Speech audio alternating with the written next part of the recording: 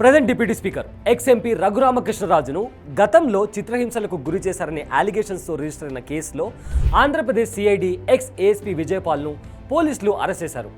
అయితే ఆయనకు గుంటూరు కోర్టు 14 రోజుల రిమాండ్ కూడా విధించింది. సో గతంలో నర్సాపురం ఎంపీగా ఉన్న రఘురామకృష్ణరాజును 2021 మే 14న ఆంధ్రప్రదేశ్ సిఐడి ఆఫీసర్స్ అరెస్ట్ చేశారండి.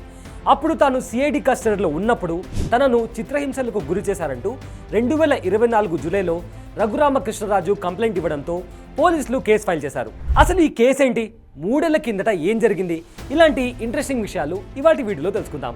క్వశ్చన్ నెంబర్ 1, రఘురామకృష్ణరాజు అసలు కేసు ఎందుకు పెట్టారు? అయితే Andhra Pradesh ex CM YS Jaganmohan రెడ్డితో పాటు కొందరు ఆఫీసర్స్ మీద రఘురామకృష్ణరాజు 2024 జూలైలో పోలీసులకు కంప్లైంట్ ఇచ్చారు.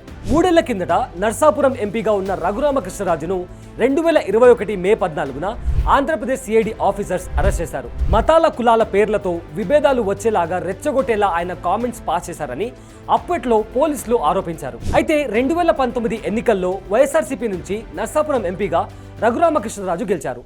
ఆ తర్వాత కొంతకాలానికి డిస్ప్యూట్స్ రావడంతో ఆయన పార్టీకి దూరంగా ఉంటూ వచ్చారు.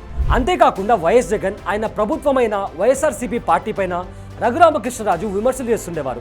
అయితే ఈ విధంగా పార్టీని విమర్శిస్తున్న టైంలో హైదరాబాద్లో ఉన్న రఘురామకృష్ణరాజును 2021లో ఆంధ్రప్రదేశ్ సిఐడి పోలీసులు అరెస్ట్ చేశారు. ఆ తర్వాత ఆయనను గుంటూరుకు తీసుకెళ్లారు. ముఖ్యమంత్రిని విమర్శిస్తూ రాజద్రోహానికి పాల్పడ్డారని, సమాజంలో విద్వేషాలు రెచ్చగొట్టేలా, కులాల మధ్య డిస్ప్యూట్స్ వచ్చేలాగా మాట్లాడుతున్నారని కేసులు పెట్టారు.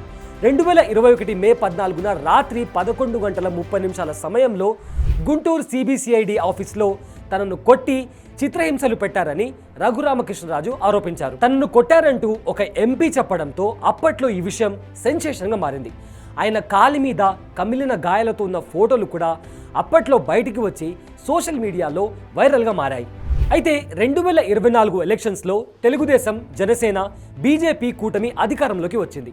ఈ ఎలక్షన్స్లో ఉండి నియోజకవర్గం నుంచి ఎమ్మెల్యేగా పోటీ చేసిన రఘురామకృష్ణరాజు గెలిచారు.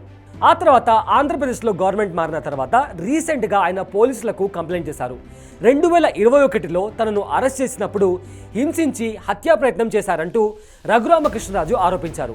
అండ్ దీనికి సంబంధించి పోలీసులు జూలై 11న ఎఫ్ఐఆర్ కూడా ఫైల్ చేశారు. అయితే ఎఫ్ఐఆర్లో అప్పటి సిబిసిఐడి డీజీ పివి సునీల్ కుమార్ను A1గా, ఇంటెలిజెన్స్ చీఫ్ సీతారామాంజనేయులను A2గా, ముఖ్యమంత్రి వైఎస్ జగన్ను A3గా, అలానే సిబిసిఐడి అడిషనల్ ఎస్పీ ఆర్ విజయపాల్ను A4గా, గుంటూరు గవర్నమెంట్ హాస్పిటల్కి చెందిన డాక్టర్ ప్రభావతిని A5లుగా చేస్తూ నిందితులుగా చేర్చారు. గుండె ఆపరేషన్ అయిన నాకు మందులు వేసుకునే అవకాశం లేకుండా చేశారు.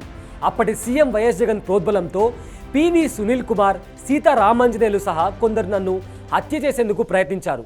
నా గాయాల విషయంలో గుంటూరు ప్రభుత్వ ఆసుపత్రి వైద్యురాలు డాక్టర్ ప్రభావతి తప్పుడు రిపోర్ట్ ఇచ్చారని చెప్పి రఘురామకృష్ణరాజు తన కంప్లైంట్లో పేర్కొన్నారు. అయితే వైఎస్ జగన్తో పాటు ఇతర అధికారుల మీద ఐపీసీ 307 ప్రకారం కేసు కూడా నమోదు చేశారు.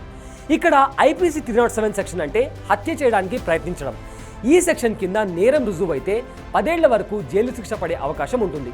ఒకవేళ బాధితులు గాయపడినట్లయితే ఆల్మోస్ట్ జీవితకాల కారాగార శిక్ష పడే అవకాశం కూడా ఉంటుంది. అయితే రఘురామకృష్ణరాజు ఫిర్యాదు చేసిన తర్వాత PV Sunil Kumar social media through respond అయ్యారు. సుప్రీంకోర్టు రిజెక్ట్ చేసిన కేసులో కొత్తగా ఎఫ్ఐఆర్ వేయడాన్ని వారి విజ్ఞతకే వదిలేస్తున్నానంటూ ఆయన ట్విట్టర్ ఎక్స్లో పోస్ట్ చేయడం జరిగింది. అయితే ఆ ట్వీట్కి రఘురామకృష్ణరాజు కూడా కౌంటర్ ఇవ్వడం జరిగింది.